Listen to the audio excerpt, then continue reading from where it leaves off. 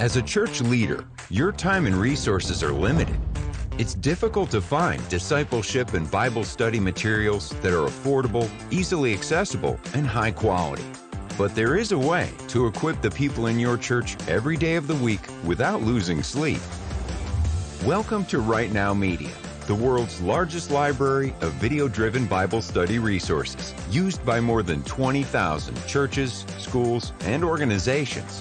With a Right Now Media subscription, everyone in your church can access thousands of biblical resources for kids, couples, small groups, and more. Give your members access to great content, anytime, anywhere, on any device. And God specifically says, the way you think, that's not the same way I think. Equip and inspire everyone in your church beyond Sunday. Hello, everybody. Thank you so much for joining me right here in Solomon's Temple. My name is Solomon Izang Shams, and it's so great to be with you again. Another week, another opportunity for us to look at issues and ask ourselves the hard questions. That is very important for us to do. Thank you so much, guys. If you're here for the first time, well, welcome. And if you've been here a while and you haven't subscribed yet, please make sure you subscribe. Thank you, Adebola Badamosi, saying good morning. Bongani is also sending a shout out to all of us and the Bereans. Good to have you here, Bongani. Good to have you, Promise. And Zunai is also watching. Chris, awesome to have you here. Good afternoon. Everybody, my brother from Doha, Barnett, Van der Merven, good to have you here.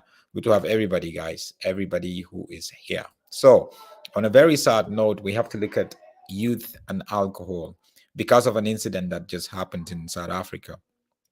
The last 2 days has just been all over the news. Over 22 young people, most of them, if not all of them, according to the police commissioner, minors. So, are you listening? All of them minors. So they're between the ages of 13 and 17. 22 of them were found in the early hours of the morning in a tavern. For those of you who are international, a tavern is like a bar or like a nightclub or whatever, but you just go there to dance, drink, and whatever, socialize. They were found dead. All of them. It wasn't like there was a fight. No. It wasn't like somebody came in and no. They're actually investigating the situations right now. They had to bring in the forensic because nobody is aware of actually what happened. So this is the typical state of things with a lot of South African youths. I'm not saying all South African youths, but this is the typical state of things. You go, you have a good time. This is shots from the same tavern, which is the nightclub or the bar. You can see the number of white people who are there. You can see some of these guys are young people. Look at the photos, the faces that are covered. Right? This is them having a good time. You can see it's like a whole street. Binge drinking. If you know what binge drinking is, you drink until you don't know yourself. Unfortunately, they all passed away. Take out these shots. These are the shots of them they found out. What a way to pass away. Drunk. Some people are saying maybe they were poisoned or the alcohol was poisoned, or it wasn't really the recommended the content of the alcohol somehow was tempered with or whatever. We don't know. But now these are scenes from outside the tavern, the nightclub. These are forensic investigators from the police now investigating and trying to get every clue. You see parents, community members, all disappointed. All disappointed. This is them, you can see. They're all there. Everybody's sad. The place has been sealed up.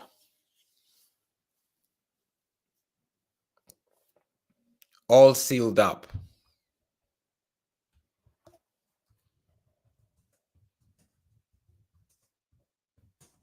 What do you think of such incidences? Like I told you again, it is not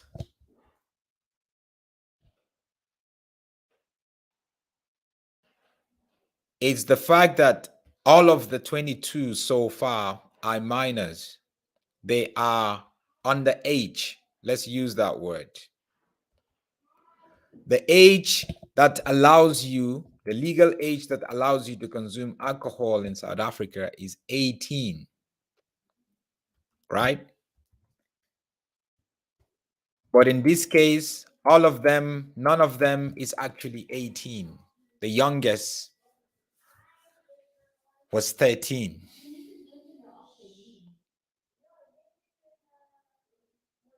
So it brings me to the question that I hear a lot of people asking after this incident, because the whole incident shook the whole country. The president was sad about it. And by the way, this month is actually of June is Youth Month in South Africa. So the question is, are South African parents lazy and irresponsible?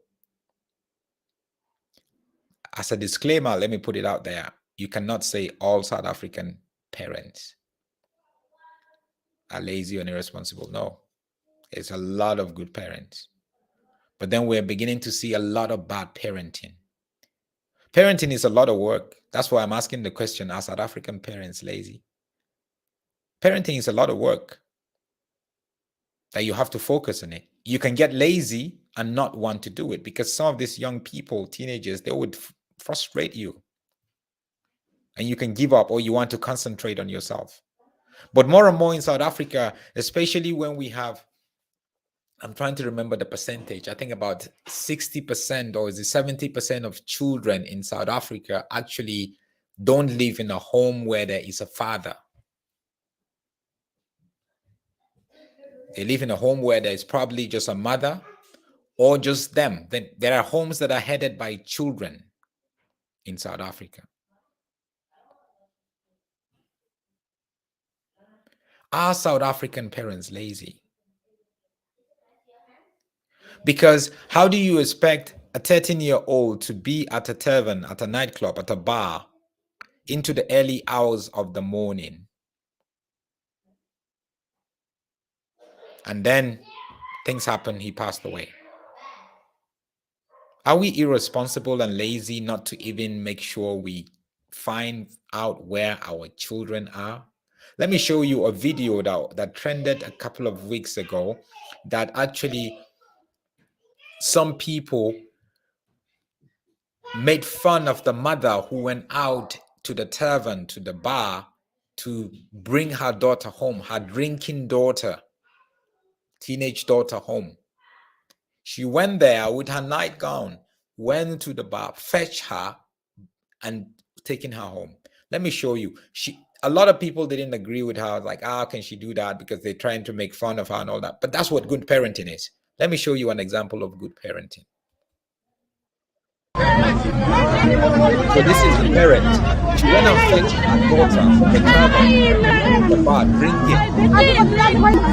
She refused. She said, no, you must go home. You see all the other young people. This is late at night. See all the other young people. Go home. They're making fun of it. They're holding their alcohol. Now, this is good parenting, right? But how many parents would do that? Do you even know where your children are in the early hours of the morning, late at night? Do you even know where your children are? Because that's what we have.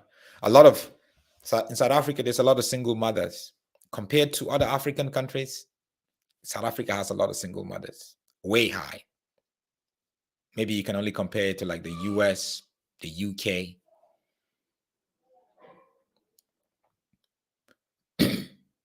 If you if you had sex to bring a baby here, you must not be lazy to take care of your baby. You don't just take your baby and dump it with your grandparents. It's your responsibility to bring up this kid.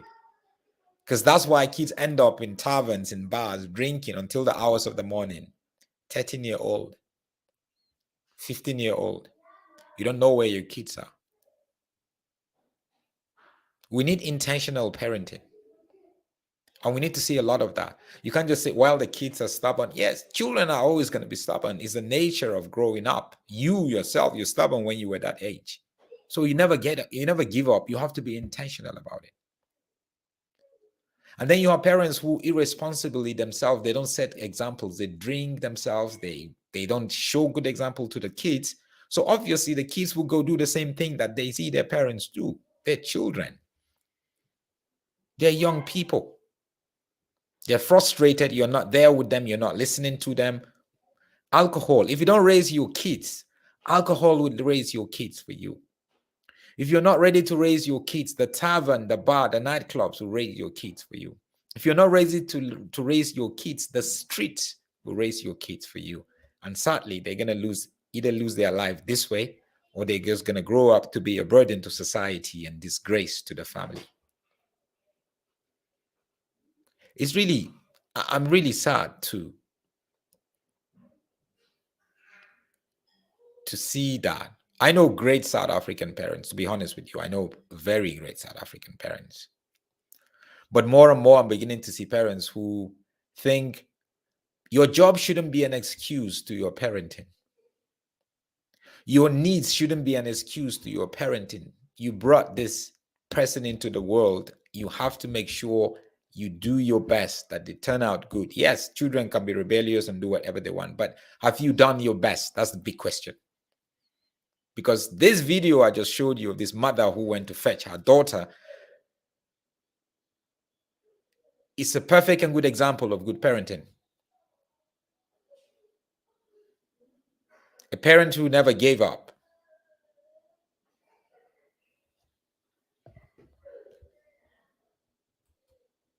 The Bible is clear in Proverbs chapter 22, verse 6. Train up a child in the way that he should go. Even when he is old, he will not depart from it. So you train. Training is a lot of work. Lazy people cannot train. There's a trainer and there's a trainee. The trainer is the parent, the trainee is the kid, the child. So you train that person. You can train them verbally, inverbally, with discipline, being there with love, encouragement, different ways. Are you there? You train them in a way that in the way that they should go. Even when he is old, he will not depart from it. Depart from it doesn't mean that they're not going to take a detour and be rebellious and do stuff. No, but they would still come back. They're not going to totally renounce the way that you train them, because the way that you train them is the ways of the Lord and is the ways that a society should. Even if you're not Christian, it's your responsibility to bring up your child. A lot of parents are not spending time with their children. A lot of parents are not involved in the lives of their children. I have 2 boys, and I just say, look, my life has changed because now they're boys. Now I have to be involved in their lives until they become adults. Because it's the only opportunity I have to disciple them, to raise them in a way that they should go.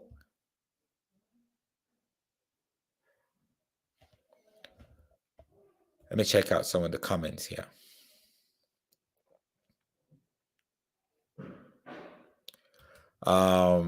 Joseph is saying the issue is that some parents did such things in their younger years, hence they feel guilty discouraging their children from partaking in these activities. That's very true.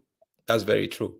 But myself as a parent, if I knew I did that in the younger years and it affected my success, my progress, educationally or emotionally or socially, I need to rethink it.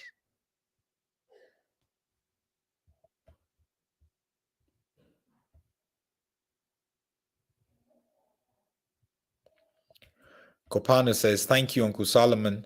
Most parents are groovists. They hardly at home, so they will even see that the child is not at home. That's the thing. You groove. Grooving is not a sin, guys. It all depends on how you do it, if you can control it. All I'm saying is, are you being an example to your... But you go grooving, you don't even know where your kids are. You just leave your kids at home. You want TV to raise your kids for you. You want the phones to raise your kids for you. Cell phones. Michelle is saying the tavern must be charged for murder. Yeah, there's a criminal charge against the tavern, and they actually revoked their licenses to operate and sell alcohol. The owner is definitely going to be arrested and charged.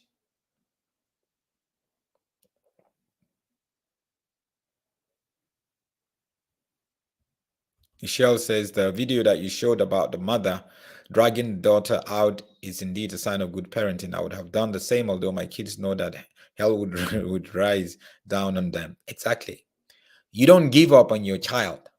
Even if they're a drug addict, you don't give up on them. You keep going. If they go there, you go. You fetch them. You go. You fetch them. You don't say, well, I'm just going to leave them. Except you don't know where they are. But you still have to look for them. Nancy makes a very good point here. She said they drink in front of their kids and the kid will think it's okay for them to start doing the same. Exactly. Exactly.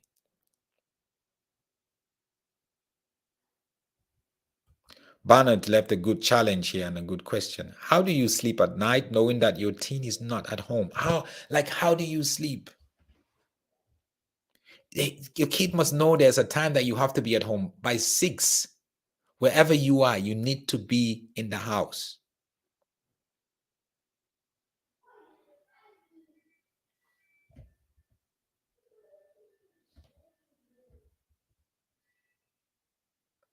Oratile is making a good point here, actually. He's saying, this is very sad. I also feel the parents should take more responsibility, not the owner of the tavern or the government. And that's the fact. That's why I'm doing this video. The parents should take more responsibility. If you had brought your kids in the right way, and you were there, the taverns are not going to exist. Who are going to be their clients? Who are going to come there and buy their alcohol? Don't expect the government to raise your kids for you. The government is the last institution that you want to give you custody of your children. They don't know how to raise children.